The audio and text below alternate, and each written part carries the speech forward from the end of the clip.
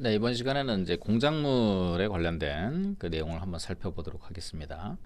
뭐 공작물 같은 경우도 기본적으로 이제 이전비 보상이 원칙이긴 한데, 그것이 이제 종래 목적 사용할 수 없게 되는 경우, 물건의 가격으로 보상, 그러니까 이전이 어렵다 이렇게 되면 이제 물건의 가격으로 보상하도록 하는 이런 내용들이 법령에 있습니다. 첫 번째, 두 번째가 이제 중요 쟁점인데요. 토지보상법 제 75조 1항 1호는 공작물에 대해서 이전에 필요한 비용으로 보상하되 이전이 어렵거나 그 이전으로 인해서 공작물의 종을 종래의 목적으로 사용할 수 없게 된 경우에는 해당 물건의 가격으로 보상하도록 규정하고 있고, 그죠? 해당 물건의 가격 보상하도록 있고, 같은 조 6항 위임에 따라 공작물에 대한 보상액의 구체적인 산정 및 평가 방법과 보상 기준을 정하고 있는 토지보상법 시행규칙 36조 제2항 3호에서는 사업시행자가 공익사업에 편입되는 공작물들에 대한 대체시설을 하는 경우에는 이를 별도의 가치가 있는 것으로 평가해서는 아니 된다라고 이제 규정을 하고 있습니다. 이처럼 대체시설하는 경우 별도의 손실보상을 하지 않도록 규정한 것은 그러한 대체시설로서 공작물 소유자에게 실질적으로 손실이 보상된 것으로 볼 수 있기 때문이므로 대체시설로 인정되기 위해서는 기존 공작물과 기능적인 측면에서 대체가 가능한 시설이 할 뿐만 아니라 특별한 사정이 없는 한 기존 공작물 소유자가 대체시설의 소유권을 취득하거나 소유권자에 준하는 관리 처분권을 가지고 있어야 한다. 그런 내용이 있고요. 밑에 좀 보시면 갑 주택 재개발 정비 사업 조합이 주택 재개발 정비 사업으로 설계된 한국전력공사의 배전 설비에 대하여 대체 시설을 제공하였음을 이유로 공사가 갑 조합으로부터 지급받은 철거 시설 잔존 가치 상당액의 손실보상금에 대하여 부당이득을 사안 구한이죠. 부당이득을 반환을 구한 사안에서 갑조합이 공사의 기존 배전 설비의 철거 보상금을 지급할 때 단순히 철거 비용뿐 아니라 그 시설에 대한 손실 보상금까지 포함하여 지급하였다는 등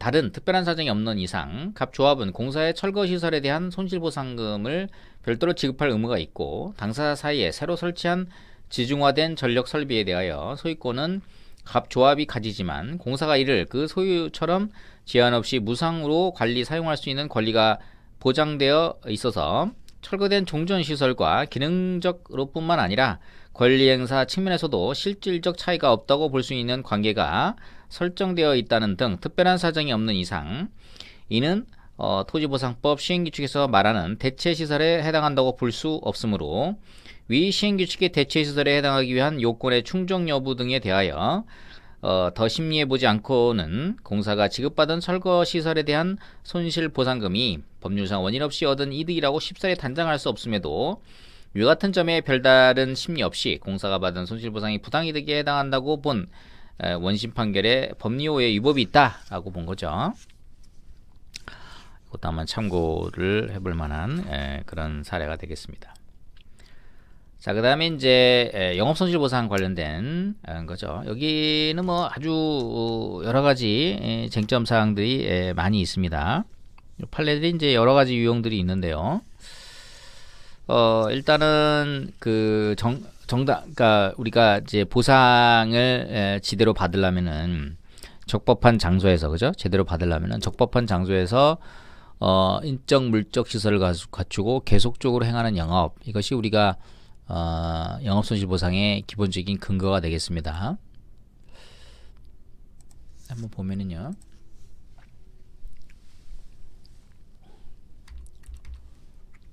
국가법령, 국가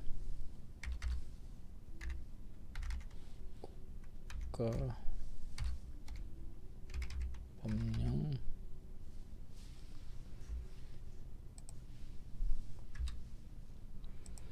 정보센터, 여기서 보면은 공익사업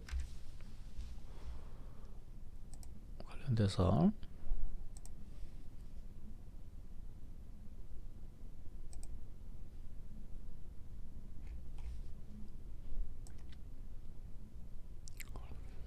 시행규칙에 45조에 보면요.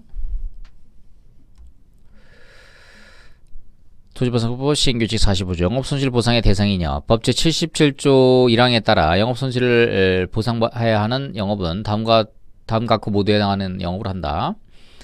1호 사업인정 고시일 등 전부터 적법한 장소에서, 그러니까 무허가 건축물, 불법 형식물 그 밖에 다른 법령에서 물건을 쌓아놓는 행위가 금지되는 장소가 아닌 곳을 말하는데요. 적법한 장소에서 인적 물적 시설을 갖추고 계속적으로 행하고 있는 영업, 그렇죠?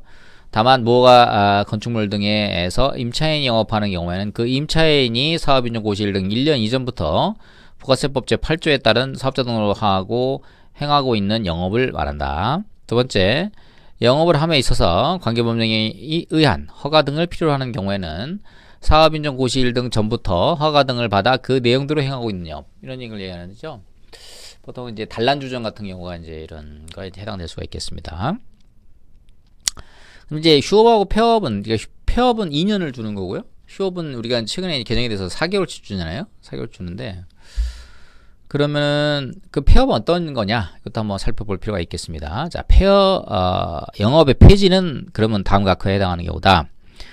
첫 번째, 46조 제2항 제1호입니다. 영업장소 또는 배우지의 특수성으로 인하여 당해 영업소가 소재하고 있는 시군구 또는 인접하고 있는 시군구의 지역 안에 다른 장소에 이전하여서는 당해 영업을 할 수 없는 경우. 두 번째, 당해 영업소가 소재하고 있는 시군구 또는 인접하고 있는 시군구의 지역 안에 다른 장소에서는 당해 영업의 허가를 받을 수 없는 경우. 그렇죠?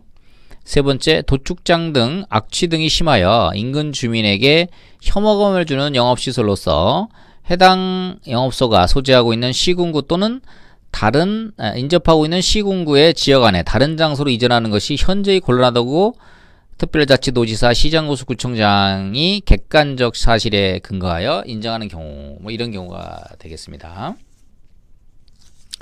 그래서 영업의 휴업과 관련된 영업의 휴업, 폐업, 그렇죠? 휴업은 잠시 이제 쉬는 거고, 폐업은 아예 못 하는 거죠. 일반적인 경우는 전부 휴업을 합니다. 휴업을 하는데 특수한 경우에는 폐업을 할 수 있다. 뭐 예를 들면 도축장이라든지 허가가 잘 안 나는 것들 있죠. 그런 것들은 이제 폐업으로 이렇게 볼 수가 있는데, 자, 우리 이제 그 다음 판례에서 이 썰매장, 그러니까 이거는 계절별로 하는 거란 말이에요. 그렇죠? 그러면 이 계절별로 하는 이것도 그러면 영업보상에 해당이 되느냐, 그쵸? 이런 부분들이 이제 주요 쟁점이 될 수가 있는데, 이것도 인적 물적 시설을 갖추고 매년 일정한 계절이나 일정한 기간 동안만에 시설을 갖추어 영리 행위를 하는 경우에 영업보상의 대상이 되느냐, 이거에 대해서 썰매라든지 또는 눈썰매장하고 또는 수영장, 그렇죠? 수영장 같은 경우가 영리 목적으로 할 수가 있다. 자, 405페이지 보시면 일반적인 영업손실에 대한 보상 법리 내용이 되겠습니다.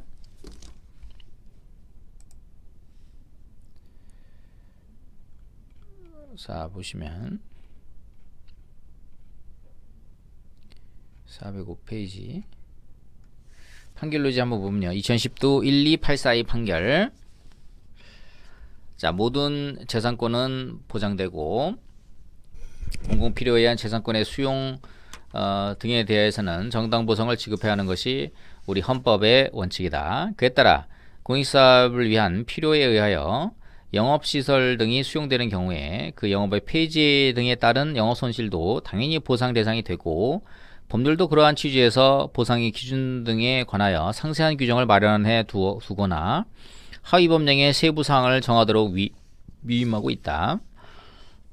그런데 토지보상법 시행규칙에서 제45조는 영업손실의 보상 대상의 영업은 관계법령에 의한 허가, 면허, 신고 등을 필요로 하는 경우에는 허가 등을 받아 그 내용대로 행하고 있는 영업에 해당한다고 규정하고 있다. 이는 위법한 영업은 보상 대상에서 제외한다는 의미로서 그 자체로 헌법에서 보장한 정당한 보상 원칙에 배치된다고 한 것은 아니다. 다만 영업의 종류에 따라서는 관련 행정법규에 일정한 사항을 신고하도록 규정하고는 있지만, 그러한 신고를 하도록 한 목적이나 관련 규정의 체제 및 내용 등에 비춰볼 때 신고를 하지 않았다고 하여 영업 자체가 위법성을 가진다고 평가할 것은 아닌 경우도 적지 않고, 이러한 경우라면 신고 등을 하지 않았다고 하더라도 그 영업손실 등에 대해서는 보상하는 것이 헌법상 정당보상 원칙에 합치되는 것이므로 토지보상법 시행규칙의 규정은 그러한 한도 내에서만 적용되는 것으로 제한하여 세계한다. 그죠? 그래서 우리 그 구체육시설 설치 이용에 관한 법률, 여기서 관계규정 등의 관련 규정 406페이지 보시면 내용과 체제 등을 종합해 보면, 자기 소유의 부동산에 체육시설을 설치하여 체육시설업을 하던 사람으로부터 그 시설을 임차하여 체육시설업을 하려는 사람은 임대차 계약서 등을 첨부하여 운영주체의 변경 사실을 신고해야 된다. 그런데 구체육시설법 관련 법령을 두루 살펴보면 시설 기준 등에 관해서는 상세한 규정을 두고 그 기준에 맞는 시설을 갖추어서 체육시설업 신고를 하도록 하고 있지만, 체육시설의 운영주체에 관하여 자격기준 등을 따로 제한하는 것으로 보이지 않고, 신고 절차에서도 운영주체에 관하여 심사하도록 하는 등의 근거 규정은 전혀 없다. 오히려 기존 체육시설업자가 영업을 양도하거나 법인의 합병 등으로 운영주체가 변경되는 경우에도 그로 인한 체육시설의 승계는 당연히 인정되는 전제에서 사업계획이나 회원권과의 약정사항을 승계하는 데 대한 규정만을 두고 있을 뿐이다. 자, 이러한 규정 형식과 내용을 보면 체육시설업의 영업주체가 영업시설의 양도나 임대 등에 대하여 변경되었음에도 그에 관한 신고를 하지 않은 채 영업을 하던 중에 공익사업을 영업을 폐지 또는 휴업하게 된 경우를 하더라도 그 임차인의 영업을 보상 대상에서 제외해야 되는 위법한 영업이라고 할 것은 아니다. 따라서 그로 인한 영업손실에 대해서는 법령에 따른 정당한 보상이 이루어져야 마땅하다. 토지보상법 시행규칙 45조 1호에서는 사업인정 고시일 등 전부터 일정한 장소에서 인적 물적 시설을 갖추고 계속적으로 영리를 목적으로 하는 영업을 영업손실 보상의 대상으로 규정하고 있는데, 여기에는 매년 일정한 계절이나 일정한 기간 동안에만 인적 물적 시설을 갖추어 영리를 목적으로 하는 영업을 하는 경우에도 포함된다고 보는 것이 타당하다.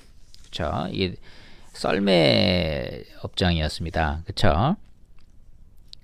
소풍, 레크레이션 이런 것들 이제 영업을 승계한 그런 케이스였는데요. 그렇죠. 뭐 눈썰매장도 그렇고, 그 다음에 뭐 저 수영장도 그렇고요. 저희 애들이 이제 10살, 7살이고 그런데요. 아주 그런 걸 좋아해요.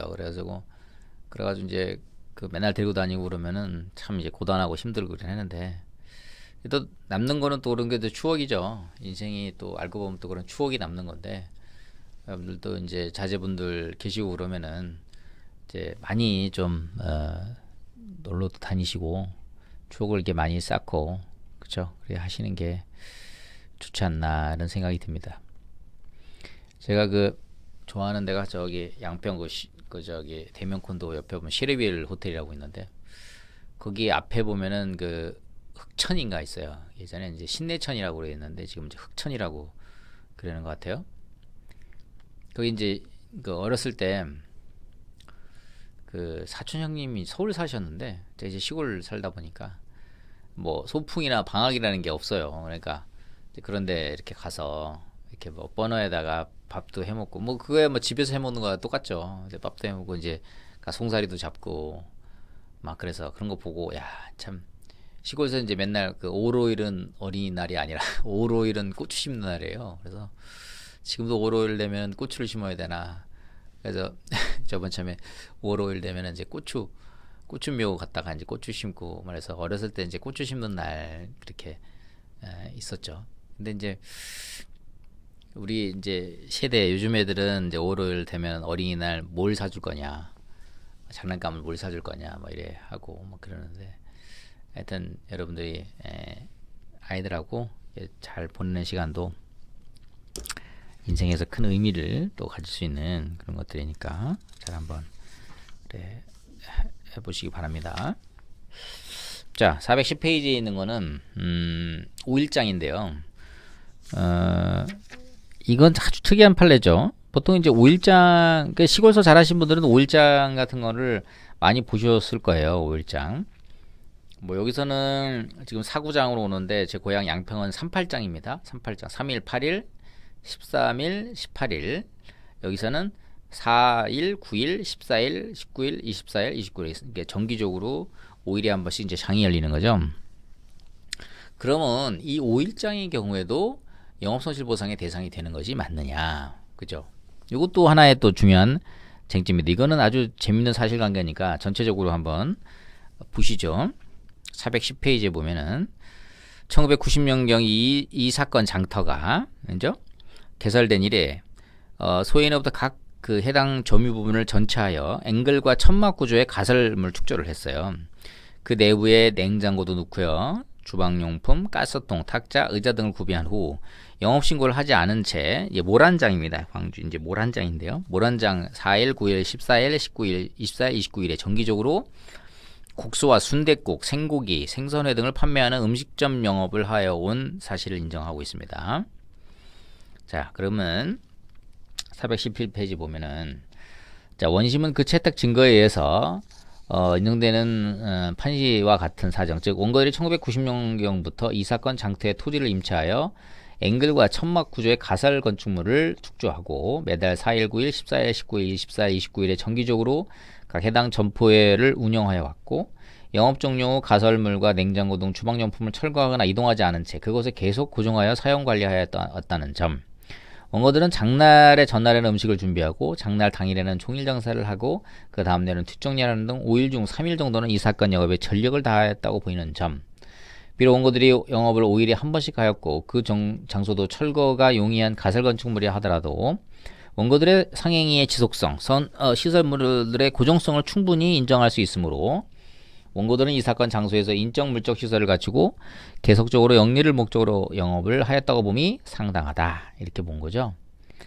그 다음에 밑에 보면 토지보상법 시행규칙 제41조는 영업의 휴업에 대한 손실평가에 대해서 규정하고 있고 시행규칙 52조 1항 본문은 사업인정 고시일 등 전부터 허가 등을 받아야 행할 수 있는 영업을 허가 없이 하여온 자가 공익사업 시행으로 인하여 해당 장소에서 영업을 계속할 수 없게 된 경우에는 45조 제2 규정에 불과하고 54조 제2항 본문의 규정에 의하여 산정한 금액을 영업손실에 대한 보상금을 지급해야 한다고 규정하고 있으며 신규칙 52조 2항은 제1항 본문 규정에 의한 보상금은 41조 규정에 의하여 평가한 금액을 초과하지 못한다고 규정하고 있다.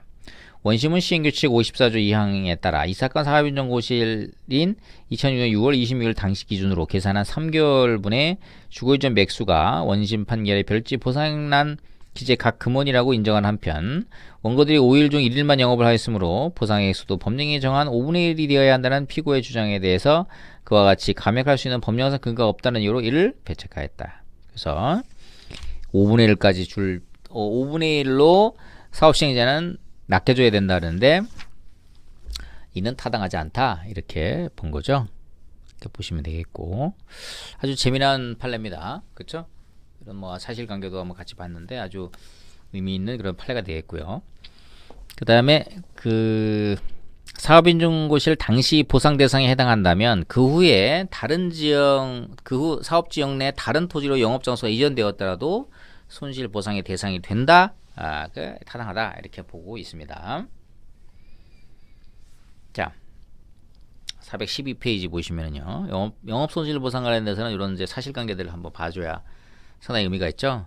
자, 일반 지방산업단지 조성 사업의 사업인정 고시일 당시 사업지구 내에서 영업시설을 갖추고 제재목과 합판 등의 제조 판매업을 영위해 오다가 사업인정고시일 이후 사업지구 내 다른 곳으로 영업장소를 이전하여 영업을 하던 가위 영업보상 및 지작물 보상을 요구하면서 수용재개를 청구하였으나 관할 토지 수용인회가 갑의 영업장은 임대기간이 종료되어 이전한 것으로 공익사업 시행으로 손실이 발생한 것이 아니라는 이유로 갑의 청구를 기각한 사안에서 토지보상법 제75조 1항, 77조 1항, 그 다음에 시행규칙 45조 1호 규정 등 관련 규정에 따르면 공익사업의 시행으로 인한 영업손실 및 지작물 보상의 대상 여부는 사업인정고시일을 기준으로 판단해야 하고 사업인정고시일 당시에 보상 대상에 해당한다면 그 후 사업지형 내 다른 토지로 영업장소가 이전되었다 하더라도 이전된 사유나 이전된 장소에서 별도의 허가를 받았는지를 따지지 않고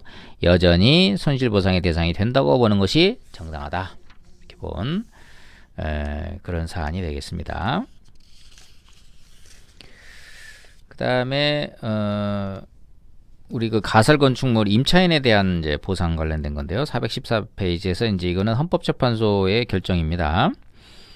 도시계획시설 부진의 가설 건축물의 임차인은 가설 건축의 한시적 이용 및 그에 따른 경제적 기타 이해득 시를 형량하여 임대차 계약 체결의 여부를 결정한 것으로 볼 수 있고, 임차인의 권능은 그 소유의 권능에 터잡은 것으로서 임대차 기간이나 차임 등 가설 건축물에 대한 허가 조건의 내용 등과 같은 특수한 사정을 기초로 한 것이다. 따라서 도시계획 시설 부지로 결정된 토지에 허가를 받아 건축된 가설 건축물을 임차했다면 그 목적물을 원상회복할 의무의 부담을 스스로 감수한 것으로 볼 수 있어서 이러한 가설 건축물의 임차인의 영업손실에 대해서는 보상하지 않는 것이 과도한 침해라거나 특별한 이상이라고 볼 수 없으므로 이 사건 법률정에 대한 재산권을 침해한 것이라고 할 수 없다. 가설 건축물의 임차인에 대한 영업보상 대상이 되지 않는다, 이렇게 본 거죠. 일반 허가 건축물의 임차인이나 무건축물 중 일정한 요건을 갖춘 임차인의 영업손실과 달리 가설 건축물의 임차인의 영업손실에 대해서는 보장을 하지 아니하는 것은 도시계획시설 부지에 내에 이미 조치기간이 한정되어 있는 가설 건축물을 임차했다면 장차 도시계획시설 사업에 시행될 때 소유자를 따라 원상회복해야 하는 사정을 기초로 계약을 체결하고 이를 감수한 것으로 볼 수 있는 등 차별의 합리적 이유가 있으므로 이 사건 법률정의 평등 원칙에 위배된다고 할 수 없다. 가설 건축물의 임차인에 대해서는 영업보상의 대상이 되지 않는다라고 하는, 이게 굉장히 좀 억울할 수 있는 뭐 그런 내용이긴 합니다. 그렇죠? 어쨌든 간에 이제 이거 외에도 뭐 제주도 신발공장 사건에서도 마찬가지 이런 보상 대상이 되지 않는다라고 하는 그런 케이스가 있었습니다. 그래서 이것도 한번 살펴보실 필요가 있지 않나 이런 생각이 들어요. 가설 건축물 좀 억울하죠. 가설 건축물에 관련해서는 좀 억울할 수가 있는데 그래도 뭐 판례가 이렇게 보고 있으니까 참고적으로 요 관련된 내용을 참고하시면 되겠다, 이렇게 보시면 되겠습니다. 자, 여기까지 하고요. 좀만 쉬었다가 또 보도록 하겠습니다.